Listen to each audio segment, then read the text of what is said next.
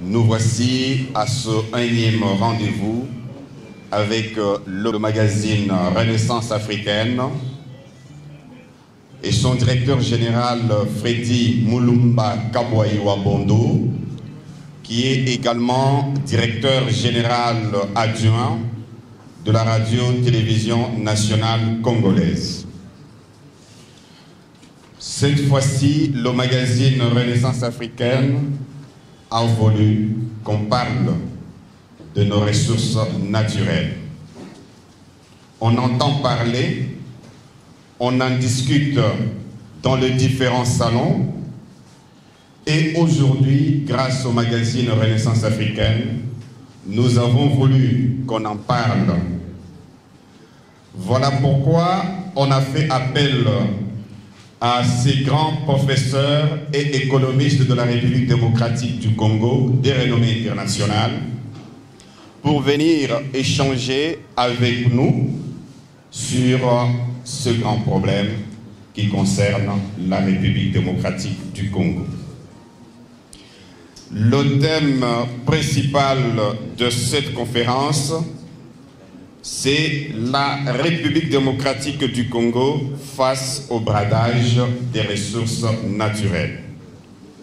La République démocratique du Congo face au bradage des ressources naturelles. Ce thème sera donc développé par Dr Noël Tchani Mwadianvita, qui est bien sûr à l'extrême gauche de la table. Docteur Tchani, j'ai eu du mal à préparer une fiche pour sa présentation parce qu'il a une biographie qu'on peut lire pendant 4 jours et on ne se fatigue même pas. Alors j'ai retenu bien sûr de lui surtout ses publications. Il a notamment écrit La force du changement, construire un pays stable, prospère et équitable. Il a également écrit Des temps désespérés, des mesures audacieuses, un plan Marshall pour la République démocratique du Congo. La bataille pour une monnaie crédible, vision d'une monnaie forte, construire des banques centrales crédibles. Et tant d'autres publications que je n'ai pas voulu énumérer ici. Noël Tchani Mwadianvita va nous parler du bradage des ressources naturelles de la République démocratique du Congo. Que faire pour protéger les intérêts nationaux? Après lui viendra le professeur Émile Ngoyi Kasongo, connu de tous, premier recteur, plutôt doyen de la faculté de l'économie de l'université de Kindu. Il est ministre honoraire de l'enseignement supérieur et universitaire. C'est sous son époque qu'on est parti de l'IPN à l'UPN, Institut pédagogique national de l'Université pédagogique nationale. Il fut également directeur général ou administrateur directeur général de l'OGFM, professeur de l'université, doyen de la faculté de l'économie de l'université de Kinshasa. Il a aussi tellement écrit. Je me suis dit, je ne peux que citer même un seul de ses ouvrages, ça sera intéressant. La clé de l'émergence de l'économie congolaise, analyse critique et nouvelle orientation des politiques économiques. Ici, professeur Émile Ngoyi Kasongo nous parlera des conséquences des bradages sur l'économie congolaise. Et avant ces deux interventions, j'accorde la parole à M. Freddy Moulumba Kabouaï pour le mot de bienvenue. Moi, c'est M. Bakandoa, je suis le modérateur. Merci. Merci beaucoup. Bakandoa, on va pas. Oscar Bakandoa. D'abord, je tiens à remercier Madame la représentante de l'ambassadeur du Kenya. Nous avons aussi dans cette conférence Monsieur le représentant de l'ambassadeur d'Angola. Et je tiens aussi à remercier le professeur Noël Tchani, qui donne cours à la faculté catholique universitaire de Kinshasa, mais aussi aux facultés protestantes. Mesdames et messieurs, distingués invités, je tiens beaucoup à vous remercier parce que vous avez accepté de participer à ce débat. Pourquoi cette conférence? Tout est parti de l'interview que M. Yuma, président du conseil d'administration de la GECAMI, une interview qu'il avait accordée à Alain Foka, un journaliste camerounais français. Et dans cette conférence, dans cette interview, Albert Yuma a déclaré que l'État congolais a été contraint vers les années 1990-2000, sous le conseil de ses partenaires militaires, de céder la majorité de ses actifs miniers aux partenaires étrangers, pour ne pas dire aux multinationales occidentales, dans la plupart des cas. Il a accusé clairement le Fonds monétaire international et la Banque mondiale d'être à la base des manœuvres pour le bradage des ressources minières. Par ailleurs, le président de la République du Congo, démocratique du Congo, Félix-Antoine Tshisekedi Tshilombo, a dénoncé hier à Kolwezi, capitale mondiale du cobalt, les contrats miniers signés au détriment des intérêts des peuples congolais. Il était très clair, il veut assez que ces contrats soient révisités et que ce soit des contrats gagnant-gagnant. Et pour comprendre ces bradages, une lecture de l'histoire minière du Congo s'impose. Cette lecture, je l'ai subdivisée en 4 phases. La première phase, c'est celle de Léopold II, président de l'État indépendant du Congo, avec une multinationale occidentale de 1885 à 1906.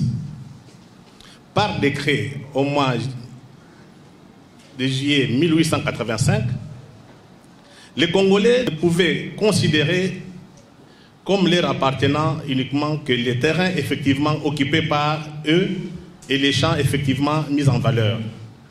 Toute autre terre inoccupée était déclarée possession du nouvel État indépendant du Congo. Un autre décret du 8 juin 1886, non rendu public, stipulait que la propriété du sol n'impliquait pas automatiquement la propriété du sous-sol du terrain occupé. Le sous-sol appartenait au roi souverain qui, comme pour le sol, était vendu, loué ou donné en usufruit par les rois souverains seuls. Ça, c'est Madame Liao Kanza, Sophie, qui a publié dans ce tout petit ouvrage, dans un ouvrage, c'était sa thèse de doctorat à l'université d'Harvard en 1934, intitulé « Les origines sociales du sous-développement politique au Congo belge de 1860 à 1960 ». En 1906, lorsque l'entreprise léopoldienne était vouée à être annexée à l'État belge, Léopold II, en collaboration avec sa société commerciale coloniale et le trust belge, la Compagnie générale belge, se sont arrangés pour sauver la fortune royale du futur contrôle du gouvernement belge. Ensemble, ils ont transformé ces sociétés d'État, créées à l'initiative de l'État indépendant du Congo, en sociétés semi-privées, dont les plus connues étaient l'Union minière du Haut-Katanga, qui est devenue Gécamine après. Vous avez la Forminière, vous avez la Compagnie des chemins de fer du Bas-Congo au Katanga, BCK, et vous avez l'American Congo Company. Voilà la première phase du bradage. La deuxième phase du bradage s'est opérée au mois de juin 1960, quelques jours avant l'accession du Congo à l'indépendance le 30 juin 1960. Le 17 juin 1960, une loi relative aux sociétés coloniales fut votée au Parlement belge. Cette loi stipulait que les sociétés peuvent, avant le 30 juin 1960, décider soit le transfert au Congo de leur principal établissement, soit l'abandon de la qualification de siège social attaché au siège de la maison sociale existant au Congo et se soumettre aux droits belges tout en conservant des sièges d'exploitation au Congo. Ainsi, les grandes sociétés coloniales transfèrent leurs sièges à Bruxelles et devinrent les sociétés des droits belges. Le 17 juin 1960, un décret-loi sanctionnant la dissolution des compagnies à charte ou compagnies coloniales fut promulgué par le gouvernement belge. Le 24 juin 1960, les représentants du Congo belge signèrent avec les représentants des compagnies minières privées qui détenaient les pouvoirs concédants une convention de dissolution du comité spécial du Katanga. Ces représentants belges du Congo belge n'étaient autres que les autorités coloniales, encore au pouvoir jusqu'au 30 juin 1960. Or, avant la dissolution des compagnies à charte, l'État congolais était le plus grand actionnaire du comité spécial du Katanga. Vous comprendrez l'histoire du contentieux belgo-congolais côté mine. Voilà la deuxième phase de bradage de nos ressources. La troisième phase de bradage se situe durant la période de transition sous le gouvernement Kengo en 1994. Sous la transition dirigée par le Premier ministre Kengo, la Banque mondiale et le Fonds monétaire international ont contraint le gouvernement de signer les contrats avec les multinationales étrangères. Dans le domaine d'exploitation de l'or, on trouve la société canadienne Barrick Gold Corporation pour l'or de l'office de Kilomoto, au Kimo, et la société anglo-canadienne Baron Resources et le groupe Ampin pour l'or de la Sominki, société minière du Kivu. Dans le domaine de cobalt, les groupes belges Union Minière SA et Mark Forest sont partagés, les butins.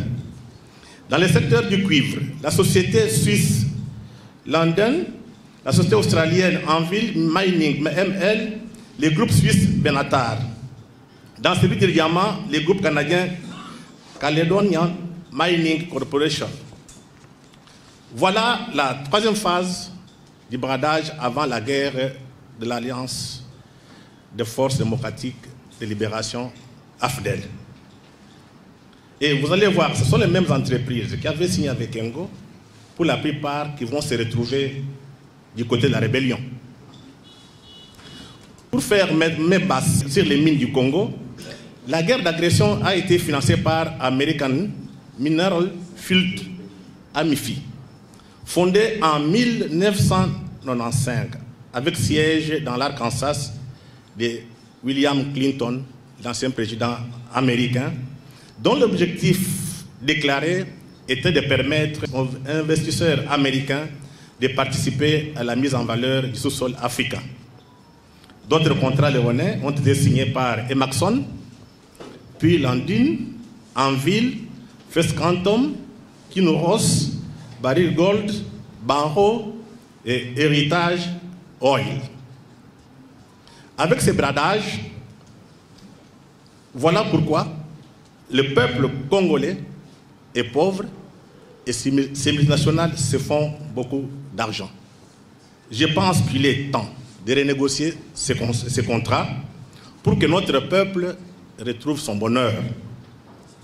Pour cela, il faut le soutien de l'opinion, surtout les intellectuels, ceux qui ont été à l'école des Blancs, à l'école occidentale, pour créer un rapport de force intellectuelle afin que ces contrats soient renégociés. Nous ne sommes pas les premiers, il y a d'autres pays qui ont déjà fait. Le peuple d'abord et ne jamais trahir le Congo, voilà les deux concepts qui vont nous aider à amener ces pays dans une vision de grandeur pour que l'Afrique renaisse et qu'on commence à compter parmi les grandes puissances dans ce monde en mutation. Je vous remercie. Merci Freddy Mulumba. Piller les ressources naturelles d'un continent, abuser de sa faiblesse, exercer contre lui une véritable violence économique, disait Aristide Brice Muntouka. Nous allons à présent commencer avec la première intervention de cette conférence. Nous nous excusons d'abord parce qu'il était prévu qu'il y ait 3 communications. La dernière communication, l'intervenant n'est pas disponible. Il est à Lubumbashi et précisément à Kolwezi. Et n'a pas su même déposer son texte. On pouvait même le lire à sa place. Monsieur Noël Tchani-Modinvita, vous avez la parole pour votre communication. Je voulais commencer par dire que je suis très heureux d'être avec vous ce matin, ici, où il m'a été demandé de m'entretenir avec vous sur le bradage des ressources naturelles de la RDC et sur ce qu'il faut faire pour protéger les intérêts nationaux. Ma présentation sera brève, mais je vais la structurer en 4 parties. D'abord, je vais faire une brève introduction sur la situation économique et sociale du pays. Je vais parler de la genèse de l'exploitation des ressources minières depuis les temps indépendants, sans pouvoir répéter ce que Freddy Mulumba vient de dire. Je vais parler de la période avant et après le code minier de 2002. Je parlerai de la prédation elle-même du patrimoine minier de l'État et je tirerai une brève conclusion avec recommandation de ce que nous pouvons faire en tant que pays. Commençons par l'introduction. C'est très difficile, sincèrement pour moi, de parler de ce sujet étant donné qu'il s'agit d'une question de grande tristesse pour notre pays et le peuple congolais. Un pays très riche en ressources naturelles avec une population très pauvre. Ça me casse le cœur. La RDC, notre pays, est malade, est victime depuis trop longtemps de nombreux malheurs et fléaux tels que l'insécurité généralisée, les violences, les rébellions meurtrières, les massacres des innocents, les viols des femmes, le tribalisme, le népotisme, les conflits d'intérêts, la corruption endémique, les détournements intellectuels et financiers des fonds publics, la prédation des ressources naturelles, les vols systématiques des biens de l'État, l'impunité, l'injustice, les lois iniques taillées sur mesure et les violations massives des droits humains. La RDC est considérée comme un véritable scandale géologique, tant son sous-sol très riche regorge des ressources minérales telles que le cuivre, le cobalt, le coltan, le diamant, l'or, l'uranium et d'autres matières premières que je ne peux pas énumérer ici. Et d'ailleurs, je voudrais demander, Armando, où est-ce qu'il est, de projeter la table qui donne les matières premières congolaises reparties à travers les différentes provinces de la RDC. Quand vous regardez ce tableau, vous allez voir que toutes les matières premières, et là on a donné simplement un bref aperçu, toutes les matières premières imaginables se trouvent dans notre pays. j'ai essayé de comparer la RDC, notre pays, avec un autre pays qui est un peu similaire au nôtre, mais à la seule distinction que nous, on fait 2 fois ce pays-là, c'est l'Indonésie. On y trouve littéralement le tout, exactement comme ici. Et l'Indonésie fait la moitié de la taille de la RDC, avec une population de 265 millions d'habitants. Et nous, d'ailleurs, on ne connaît même pas exactement le nombre de la population. Mais les estimations que j'ai indiquent que nous sommes aujourd'hui à 105 millions d'habitants. Le problème que nous avons commence par nous-mêmes. En acceptant la corruption, en acceptant d'être corrompu, et on est corrompu même par des entreprises multinationales quand il s'agit de négocier les contrats avec la RDC. En acceptant la corruption, nous trahissons notre pays. Quand vous regardez ce tableau, bon, c'est difficile de voir. Vous voyez? Bon, globalement, vous allez trouver que nous sommes classés parmi les pays les plus corrompus de la planète. Et ce n'est pas de la réputation que nous devrions avoir en tant que pays. Si nous voulons nous développer, mobiliser des ressources différentes que Dieu a bien voulu nous donner pour les utiliser pour le développement, nous devons mettre fin à ce fléau de corruption, de détournement des fonds publics. Nous devons rétablir de l'éthique dans la gouvernance donc, du pays. Chaque année, il est connu que la RDC perd de 10 à 15 milliards de dollars sous forme de fraude fiscale, détournement des fonds publics. Et ici, je ne parle pas de pertes provenant de la fraude fiscale, je parle simplement de la perte provenant de la fraude fiscale, détournement des fonds publics. Je n'ai pas fait allusion aux pertes provenant du secteur minier sur lequel je vais revenir tout à l'heure. Cette hémorragie prive le pays des ressources importantes pour financer le développement et payer correctement les fonctionnaires de l'État, les militaires, les policiers, les agents des services de sécurité, les médecins, les infirmiers, les retraités, les professeurs d'université, les enseignants du primaire jusqu'au secondaire et les étudiants sous forme de bourses d'études. Tout le monde est affecté par la mauvaise gouvernance du pays. Par conséquent, plus de 90% de nos compatriotes vivent aujourd'hui sans eau potable, ni électricité, ni moyens de télécommunication. Le pays est incapable de nous offrir des infrastructures de base et un système éducatif et sanitaire digne de son nom, comme l'a bien fait ressortir la pandémie de coronavirus. Vous avez vu que nos hôpitaux n'étaient pas préparés pour pouvoir faire face à une pandémie si on était atteint à grande envergure. Je ne sais pas comment on allait survivre. C'est Dieu qui nous a sauvés, parce que nos hôpitaux ne sont pas en position de pouvoir faire face à une telle crise sanitaire. La croissance économique sur papier, qui a toujours été brandie par des gouvernements successifs de la RDC, cette croissance-là n'est ni inclusive, ni palpable, et surtout, elle ne profite pas à la grande majorité de notre population qui vit dans des conditions infra-humaines. En dépit de ces immenses ressources naturelles et humaines, la RDC a aujourd'hui l'un des produits intérieurs bruts par habitant le plus bas du monde et est classé 224e sur 226 pays d'après Index Mundi qui s'appuie sur les statistiques de la Banque mondiale et du Fonds monétaire international. Armando, tu peux projeter ça même si ce n'est pas très visible, les gens vont avoir une idée. Quand vous regardez ce classement-là, on a classé les pays en commençant par ceux qui ont le PIB par habitant le plus élevé possible. Et on descend, allez vite vers la fin parce qu'on ne va pas perdre beaucoup de temps. Vous arrivez à la fin et vous voyez... C'est visible ou pas? C'est visible. Et vous voyez, 224e, c'est quel pays? République démocratique du Congo. Mais quelle honte! Avec toutes ces richesses dont je venais de vous parler, nous devons être classés, littéralement les derniers de la planète. Nous avons échoué collectivement en tant que pays. Le chômage avoisine 90% de la population active et constitue aujourd'hui la cause principale de la pauvreté qui touche 90% de notre population. La pauvreté extrême fait que l'espérance de vie à la naissance n'est que de 50 ans à RDC, contre par exemple 83 ans aux États-Unis d'Amérique et 90 ans à Monaco.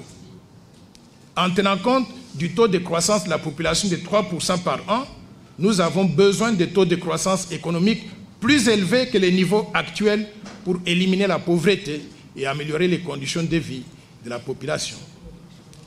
Je voudrais maintenant passer un peu de temps en parlant de la genèse de l'exploitation des ressources naturelles au Congo depuis l'État indépendant du Congo. Je ne veux pas répéter ce que Freddy Mulumba a déjà dit, mais je voudrais épingler ici les raisons qui ont conduit à la décadence de l'industrie minière post-coloniale de la RDC en analysant la situation particulière de quelques entreprises publiques dans le domaine minier.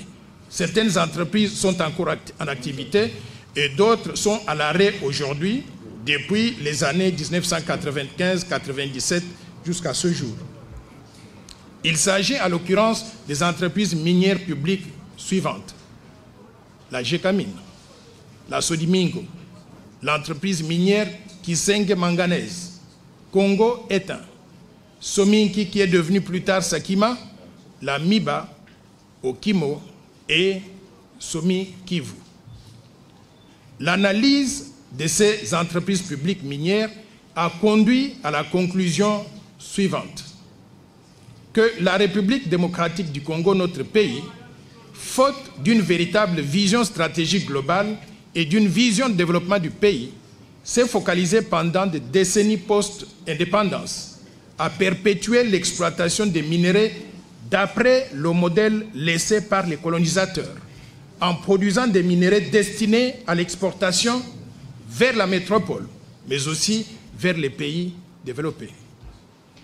À mon avis, il eût fallu une nouvelle orientation, une vision futuriste et une stratégie de développement du pays qui devrait conduire de manière diligente vers la mise en place d'une politique minière nationale d'industrialisation permettant de transformer localement nos minerais afin de créer des emplois pour les Congolais et augmenter la production nationale et les exportations de produits semi-finis et finis, génératrices de devises étrangères et réserves d'échange pour soutenir la monnaie nationale et améliorer le pouvoir d'achat de la population. Nous avons continué à fonctionner comme avant la colonisation. On ne produisait pas pour nous, pas pour nous aider, pour aider notre économie, mais pour aider l'économie de métropole.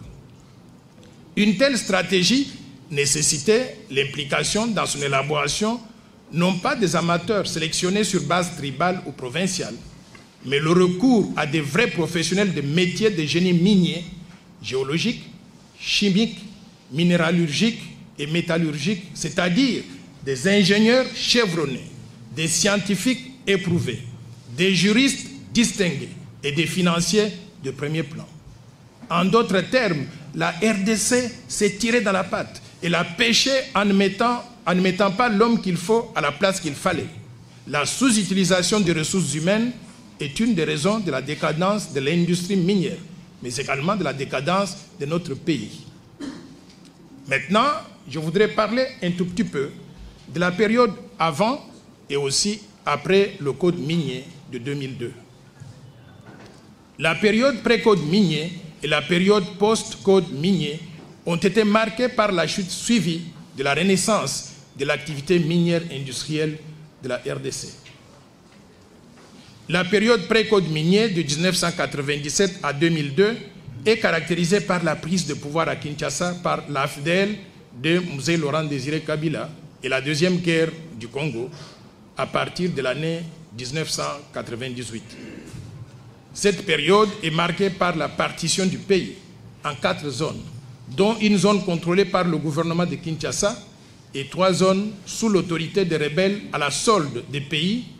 C'est ainsi que nous avions connu le RCD Goma, qui était l'allié du Rwanda, le MLC, l'allié de l'Ouganda, et le RCD-ML, qui est l'allié de l'Ouganda. Il y a un rapport qui a été préparé par les Nations Unies, qui était publié en 2002, et qui indique que le pillage systématique des ressources minérales de la RDC par les États belligérants impliqués a eu lieu. Les ressources minérales et autres ressources naturelles de l'Est du pays sont alors exploitées par les forces rebelles et les conquérants étrangers.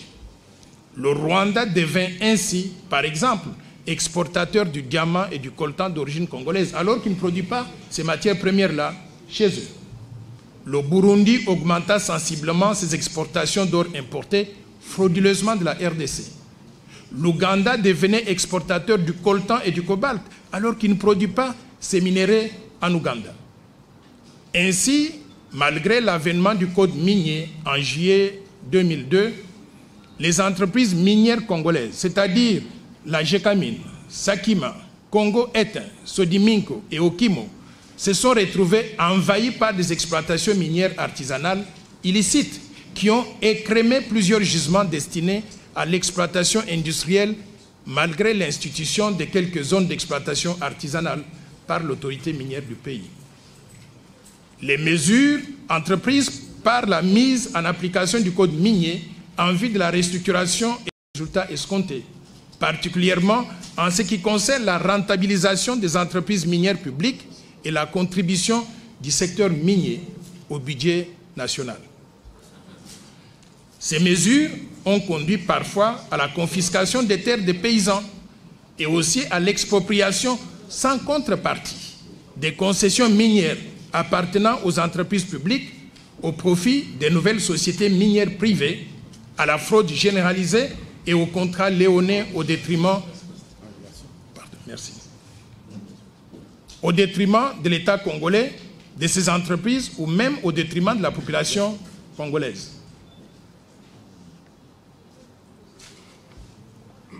D'après la commission instituée en 2007 pour l'analyse de ces contrats léonais, la plupart de tous les contrats miniers signés avec les entreprises publiques et l'État congolais ont conduit au bradage et à la spoliation du patrimoine minier de l'État avec la complicité soit des autorités de l'État, soit des responsables des entreprises elles-mêmes. Pour mémoire, la Commission avait examiné les contrats de partenariat signés par les sociétés suivantes ainsi que les conventions signées par l'État. La Gécamine, 30 contrats. La Sodiminco, 6 contrats. La Miba, 6 contrats. Kizenge Manganese, 4 contrats. Sakima, 5 contrats. Okimo, 10 contrats. Et les conventions signées par l'État étaient au nombre de 4. Cette spoliation du patrimoine de l'État sonna le glas de la mort programmée des entreprises minières publiques, lesquelles contribuaient alors de manière significative au budget de l'État. Les statistiques de la production de ces entreprises illustrent la chute graduelle de la production minière de celles-ci de 1885 à 2002. Quant à la période post-code minier, elle est marquée par la période 2003 à 2006, qui connaît déjà une reprise timide de la production minière industrielle, et particulièrement par la période de 2007 à 2014, où la production minière est d'une manière générale ascendante, spécialement pour le cuivre, le cobalt et l'or. Cette évolution a conduit à la considération suivante. Après la période critique qui a vu la chute drastique de la production minière de la République démocratique du Congo, une nouvelle ère débute au début des années 2000 avec la réforme de la loi minière par la promulgation du code et du règlement minier qui ont ouvert le secteur à des investissements privés qui ont fait décoller la production de manière substantielle. Maintenant, je voudrais vous parler de la prédation du patrimoine minier de l'État. Les résultats de la révisitation des contrats miniers prouvent qu'avant l'entrée en vigueur du code minier de 2002, l'État congolais, par l'entremise de ses entreprises publiques ou celles de participation, avait une majorité de parts ou d'actions, détenait un patrimoine minier important, constitué notamment d'importantes installations minières et aussi métallurgiques, et aussi des concessions minières avec des gisements entièrement documentés suite aux recherches géologiques et minières conduites par des sociétés étatiques. Dès la période précédant la promulgation du code minier et surtout après l'entrée en vigueur de celui-ci, cet important patrimoine de l'État a été cédé au privé à travers des contrats léonins par les mandataires publics avec la couverture de leurs mandats politiques. Le produit des transactions irrélatives, ils ne sont généralement pas enregistrés dans la comptabilité de ces sociétés et n'apparaissent même pas non plus dans le compte du trésor public de l'État. Souvent, les mandataires publics impliqués qui ont négocié avec les entreprises pour vendre les actifs miniers à vil prix et leur mandat politique, ils sont récompensés comment? En se retrouvant par la suite dans des postes de gestion de nouvelles sociétés issues de cette prédation de ressources naturelles à ciel ouvert.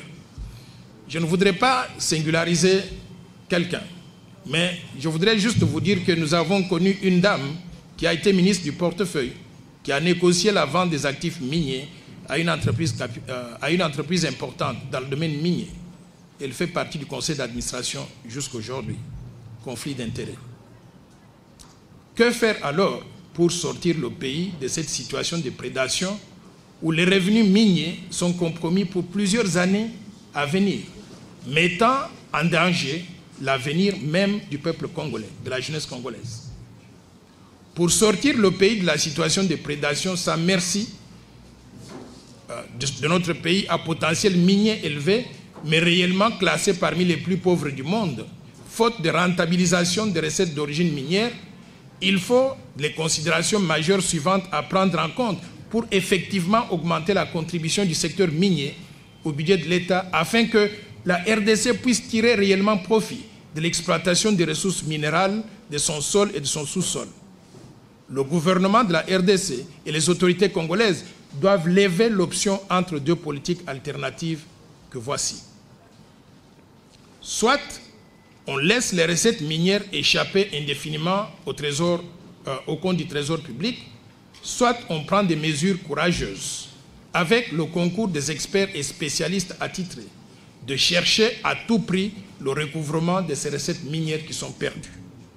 La première option, en vue de répondre aux besoins du développement du pays, conduirait à la recherche de l'aide au développement. Auprès de qui? Auprès des institutions financières internationales que Freddy Mulumba a mentionné tout à l'heure pour avoir conseillé le gouvernement de la RDC à céder les actifs miniers à vil prix.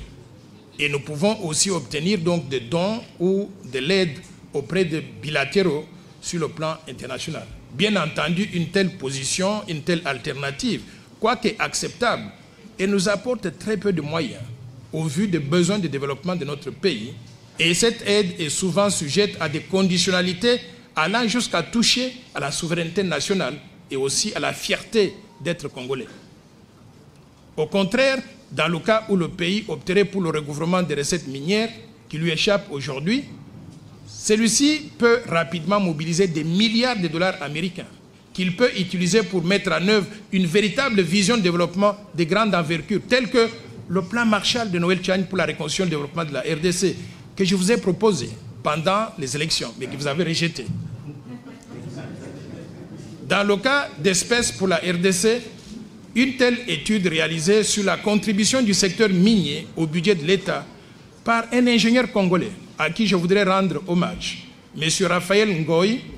Cette étude a été soumise même au Parlement de la RDC au Sénat, montre que de 2007 à 2012, sur les 41 milliards de dollars américains du chiffre d'affaires généré par le secteur minier, le compte du Trésor public n'a obtenu que des recettes minières de l'ordre de 1 milliard de dollars américains, ne représentant que 2,5% du chiffre d'affaires engagé pendant la dite période par les opérateurs miniers. Vous vous rendez compte? Nous réalisons avec les entreprises minières dans le pays 41 milliards de chiffre d'affaires. Et de tout cela, nous ne recevons que 1 milliard. Mais nous sommes des naïfs. Qui a négocié ce genre de contrat? L'étude montre que ces recettes minières auraient dû pourtant être de l'ordre de 8 milliards de dollars américains, soit environ 20% du chiffre d'affaires du secteur minier, à raison de 1,34 milliard de dollars américains par an. La perte ainsi enregistrée par le compte du Trésor public pour la période de 2007 à 2012 est de 7 milliards de dollars américains, soit environ 1,17 milliard de dollars américains par an, de ce que nous avons perdu. À ce sujet, il faut signaler qu'en 2013, le même expert et spécialiste congolais, qui a d'ailleurs évolué dans le secteur minier pendant pratiquement 28 ans, avait réalisé une autre étude analytique sur la contribution du secteur minier au budget de l'État de 2007 à 2012. Mais pour l'exercice 2013 simplement, où il a poussé des investigations donc très loin, il a constaté qu'il y a une perte en recettes minières de l'ordre de 1,1 milliard de dollars américains par an, pour l'année 2013 simplement. Si cette moyenne est étendue par extrapolation à la période suivante de 6 ans, allant de 2013 à 2018, ces pertes cumulées seraient de l'ordre de 6,6 milliards de dollars américains. C'est l'argent que perd le Trésor public. Et en prenant les deux périodes allant de 2007 à 2018, l'État congolais aurait ainsi perdu des recettes de l'ordre de 14 milliards de dollars américains devant provenir des recettes minières. Mais nous sommes, je ne veux pas utiliser un qualificatif pas très gentil à l'égard de notre peuple, mais nous sommes des naïfs. Pourquoi? Parce que toutes les ressources qu'on pouvait utiliser pour le développement, on les transfère à l'extérieur, au profit des entreprises étrangères. Pourquoi? Parce que la RDC n'a pas été représentée valablement par des dignes fils capables de pouvoir négocier tête à tête avec ce monde extérieur. La question que nous nous posons est la suivante. Est-ce que le pays peut être à mesure de recouvrer ses recettes aujourd'hui qui lui échappent? En tout état de cause, et pour le développement de la RDC, j'estime personnellement que le recouvrement d'un tel pactole est tout à fait possible. Il faudrait pour cela de la volonté politique collective de tout le peuple congolais et surtout de ses gouvernants. Car en principe, les contraintes de règlement financier du pays et les moyens légaux existent pour permettre un tel recouvrement de recettes perdues.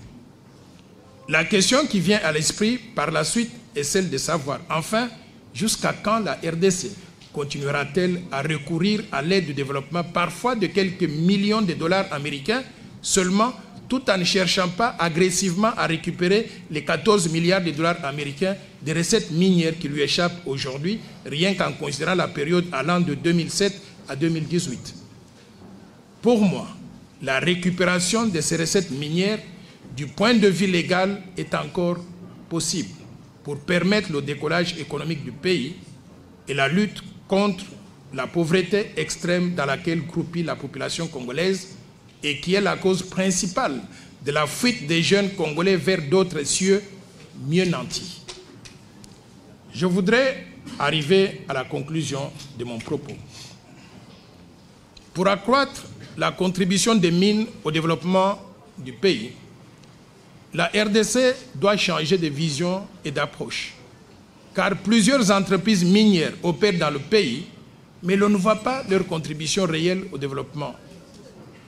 Nous devons inventorier aujourd'hui toutes les entreprises minières, privées et publiques, et réévaluer au cas par cas leur contribution en termes d'impôts, d'emploi, de production et transformation des matières premières en produits semi-finis et produits finis. Nous devons révisiter certaines clauses du code minier pour accroître sa contribution effective au développement du pays. Nous devons réexaminer tous les contrats miniers, toutes les concessions minières et tous les permis d'exploitation minière en privilégiant bien sûr l'intérêt supérieur du pays et du peuple congolais. Pour ce faire, je recommande que l'on mette en place une commission à 5 pieds, incluant le gouvernement, le Parlement, c'est-à-dire l'Assemblée nationale et le Sénat, la justice congolaise, les organes de contrôle, c'est-à-dire l'inspection générale des finances et la Cour des comptes, et la société civile, incluant bien sûr l'élite congolaise. Cette commission passera en revue tous les contrats miniers, sans exception, et va les renégocier avec les investisseurs étrangers concernés de façon à rétablir le peuple congolais dans ses droits, tout en préservant bien sûr les intérêts raisonnables de toutes les parties prenantes, y inclus les investisseurs étrangers. Pour clôturer, mesdames et messieurs, je vous invite à suivre avec moi une interview récente réalisée par M. Albert Yuma, président du conseil d'administration de la GECAMINE depuis près de 2 décennies. Cette interview sera suivie par ma réponse. J'ai été appelé par la RTNC pour réagir à cela. C'est la guerre qui se passe entre RFI et la RTNC. Vous allez voir donc mon point de vue et le point de vue d'Albert Yuma. Je vous remercie.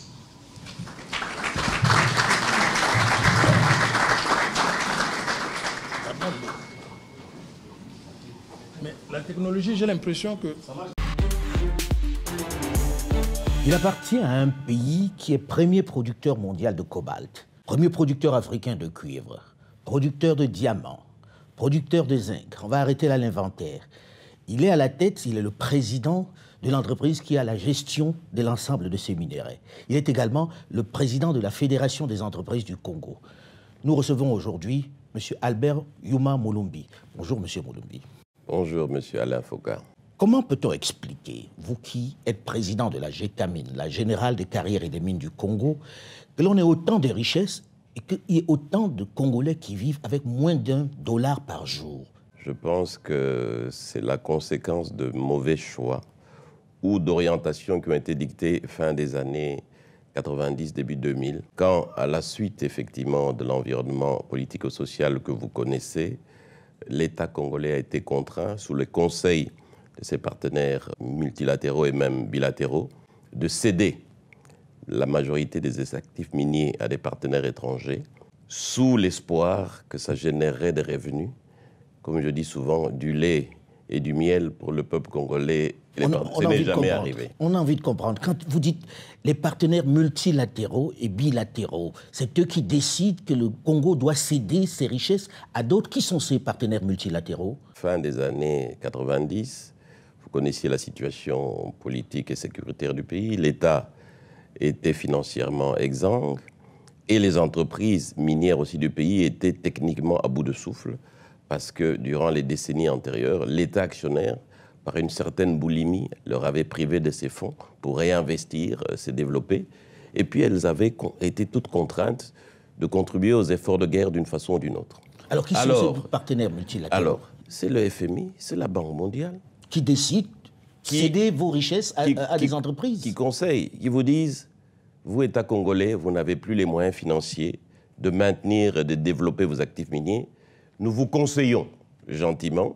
Oui, on sait comment on conseille. Voilà, de céder ça à des partenaires techniques et financiers internationaux qui sont spécialisés et qui ont les moyens, et ils vont développer ça à votre place. C'est l'erreur fatale qu'on a faite, qu'on ne devrait jamais faire dans nos pays africains. Donc aujourd'hui, à qui appartiennent ces mines-là? Quelles sont ces entreprises qui détiennent finalement la plus importante richesse de ce pays? Quand on dit que la RDC a exporté plus de 1 million de tonnes de cuivre et près de 100 000 tonnes de cobalt, c'est 5 ou 6 entreprises étrangères dans lesquelles, malheureusement, l'entreprise de l'État GECAMINE n'est qu'un actionnaire minoritaire qui n'a quasiment rien à dire. Ah bon? Et donc, aujourd'hui, qu'est-ce qui se passe?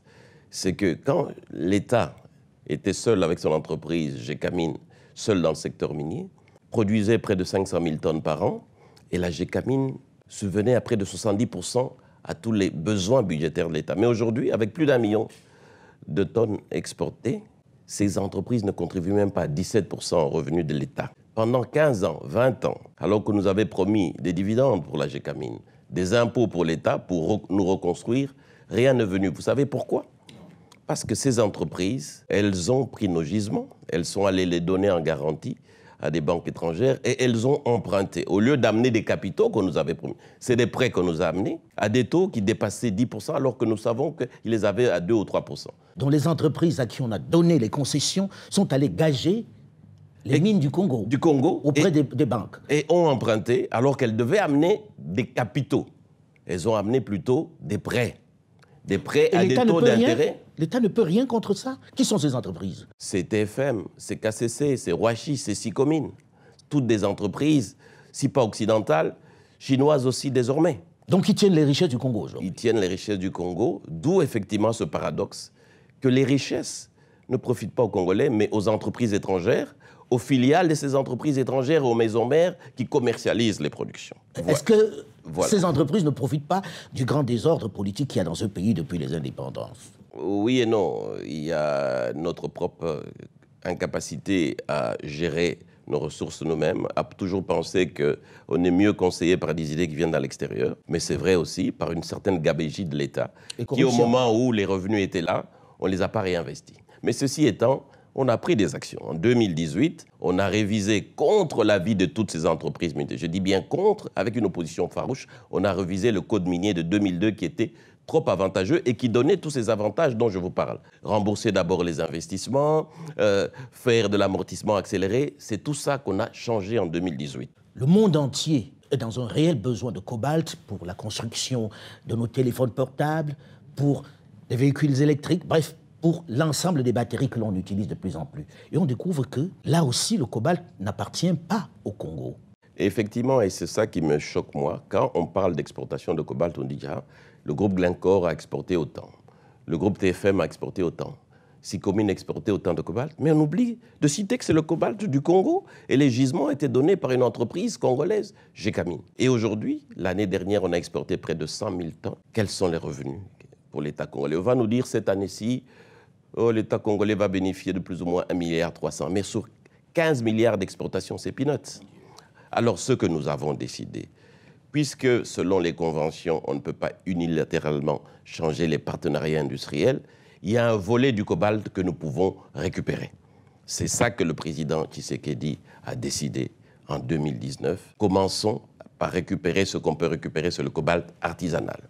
Cobalt artisanal qu'on ne vend pas sur le marché, puisque ce cobalt artisanal utilise les enfants pour travailler, utilise les femmes enceintes, et qu'il y a régulièrement des accidents là-bas. Mais c'est à la suite justement d'un accident en 2019, au moment où il était au Haut-Katanga, que le président Tshisekedi a pris la décision de prendre en main la gestion et de mettre des règles dans le cobalt artisanal, qui représente entre 25 et 30% de tout le cobalt produit et donc exporté. Mais ce cobalt-là est exporté de façon illicite. On l'appelle le cobalt du sang. On l'appelle le cobalt sale ou impropre, parce qu'effectivement, à ce moment-là, et ça a entraîné une mauvaise réputation pour l'État congolais. Il est mort, et les gens travaillent dans des conditions inacceptables. Et ce qui a été décidé en 2019, sur les orientations du président Tshisekedi données au Premier ministre, de travailler avec la Gécamine et son cabinet pour mettre en place une structure qui va maintenant réglementer l'exploitation du cobalt artisanal avec 3 conditions essentielles. Interdiction du travail des enfants, interdiction du travail des femmes enceintes ou des femmes mineures, exigence de préparer le site sur lequel les mineurs artisanaux vont travailler et sécurisation de ces travailleurs artisanaux en leur donnant les équipements de protection. C'est l'objet de la création de l'entreprise générale du cobalt. C'est bien ça l'objet de la création de cette entreprise. Qui possède cette entreprise? Parce que j'ai vu qu'il y avait aussi Trafigura. Est-ce qu'on n'est pas en train de prendre à Paul pour donner à Pierre, finalement? Non, c'est justement, on ne va pas faire la même erreur de ces partenariats industriels sur lesquels je reviendrai peut-être et dont on se plaint. Non. Entreprise générale du cobalt est une filiale à 95% de Gécamine et à 5% du gouvernement à travers le ministère du portefeuille. Trafigura n'est qu'un partenaire financier et commercial. C'est-à-dire que Trafigura nous prête l'argent pour démarrer et structurer les activités et nous le rémunérons pour trouver des clients pour EGC. Mais le vendeur de ce cobalt, ça sera EGC qui décidera parmi les 4 ou 5 clients. Du cobalt. Voilà. Si Trafigura nous présente 4 ou 5 clients, je dis par exemple Tesla, BMW ou Samsung, qui fabrique les véhicules électriques. C'est EGC qui dira, je suis d'accord, mais à telle condition. Et le produit de cette exportation reviendra 100% au Congo. C'est ça la grosse différence. Si nous appliquons très bien ce que nous venons de prendre comme mesure sur le cobalt, nous pouvons dégager sur une année 2 à 3 milliards de recettes supplémentaires et on peut faire venir d'autres partenaires pour créer un fonds souverain dès la première année de 5 à 6 milliards. Ce fonds souverain devrait être constitué par une structure indépendante et de personnalités indépendantes avec des projets qui ont été présentés par le gouvernement, dont des projets d'infrastructure, validés par l'Assemblée nationale pour qu'on ait les moyens nous-mêmes de commencer à financer nos projets d'infrastructure avant d'entendre que ce soit les partenaires multilatéraux qui arrivent. Ils ne développeront jamais notre pays et ils ne financeront pas nos infrastructures. Vous êtes élu pour la 6e fois à la tête de la Fédération des entreprises du Congo. 6 fois déjà à la tête de cette structure qui est plutôt particulièrement puissante. On vous voyait partir il y a peu de temps. Certains se disaient qu'il était proche de Joseph Kabila. C'était un très très proche de Joseph Kabila. Maintenant que la politique a changé, il va tomber. Vous avez changé de camp, vous vous êtes rapproché de Félix Tshisekedi. Vous avez traversé, comme on dit ici au Congo, pour rejoindre le camp de l'Union sacrée. Le camp de la FEC, c'est le camp de l'économie nationale. C'est le camp du développement. C'est ça le seul camp de la FEC. Et la FEC est un partenaire privilégié du gouvernement, parfois critique, parfois même sévère, quand les décisions ne vont pas dans le sens de l'économie de ce pays. La FEC est totalement apolitique. Donc la FEC n'a pas à être à gauche ou à droite. La FEC travaille avec le gouvernement en place, mais à condition qu'on règle les deux goulots d'étranglement majeurs, la réforme fiscale et la réforme du secteur judiciaire. On a pensé à un certain moment donné que, vu votre proximité avec Joseph Kabila, vous aurez du mal à travailler avec ceux qui arrivent et que peut-être que vous êtes allé à la soupe, comme certains disent. Est-ce que Albert Youma, aujourd'hui, est à l'Union sacrée? Albert Youma n'est ni à l'Union sacrée, ni allé à la soupe quelque part, parce qu'Albert Youma est d'abord un opérateur économique qui a été élu par ses membres. Donc le président Lafec n'est pas nommé, ni par... Oui, mais on connaît les conditions qu'il y a eu dans les élections cette année. Il y a eu quelqu'un d'autre qui a failli prendre votre place, et puis il y a eu une intervention de la justice pour qu'on vous rétablisse. Ça veut dire qu'il y a quand même des jeux politiques. Non, il n'y a eu aucun jeu politique. Il n'y a eu qu'une seule élection, le 26 novembre, qui avait réélu Albert Youma. Tout le reste, c'était de la mascarade. Et la justice n'a fait que rentrer dans le droit de l'élection qui avait eu lieu le 26 novembre. Dernière question, est-ce qu'avec le désordre politique qui règne dans ce pays, avec cette instabilité, c'est envisageable, ce type de projet, est-ce qu'on n'est pas condamné avec des politiques qui sont très très instables dans ce pays? Je suis déjà très content de la passation pacifique qu'il y a eu en 2018. Vous savez, c'est la première fois dans ce pays qu'un président sortant passe le flambeau à un président entrant. C'est un signal fort que peut-être l'instabilité est terminée en République démocratique, parce que nous, les hommes d'affaires, on a besoin de paix et de stabilité. Moi, je passe mon temps à faire de l'économie et à dire que c'est ça la priorité des priorités. Je ne cesserai pas de le dire. Mais j'ai confiance qu'on a commencé une première étape. On a une transition pacifique. Les gens comprennent que tout peut se faire autour d'une table dans des négociations.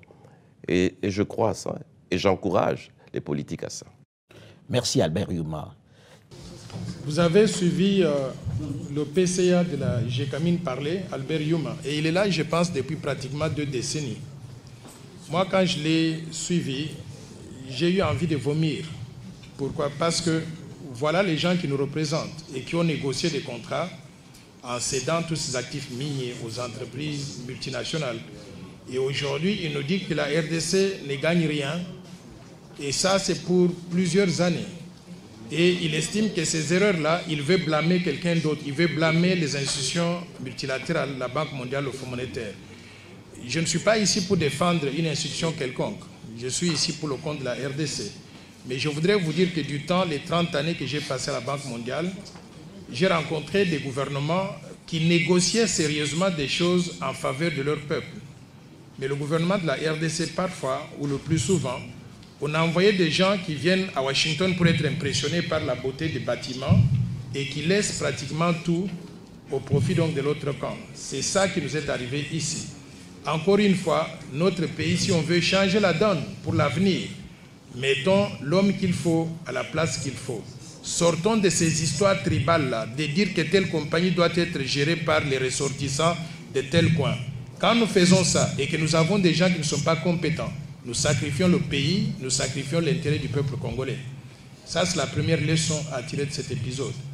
Mais 2, les dégâts, lorsque Albert Youma dit qu'on nous a conseillé de céder les actifs miniers auprès des entreprises qui apportaient des capitaux, moi, je voudrais qu'on puisse relativiser les choses.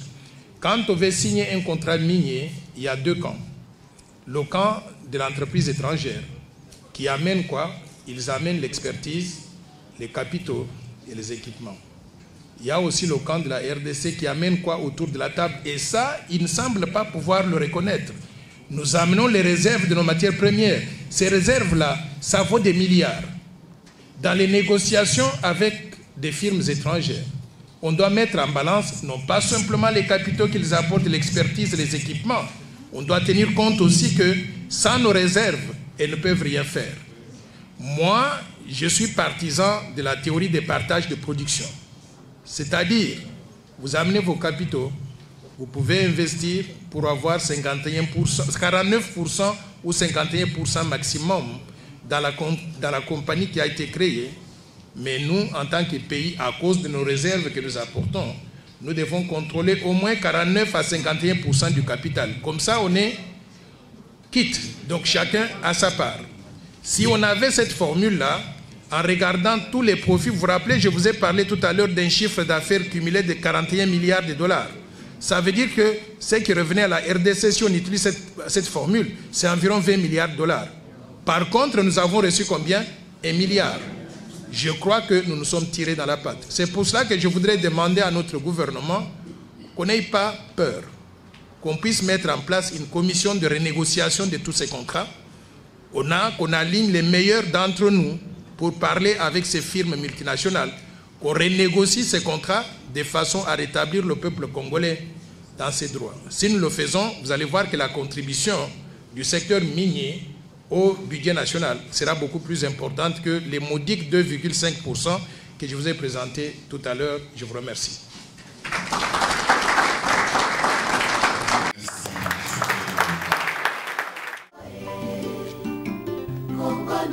Kongo, car on sait qu'il y a des pandas,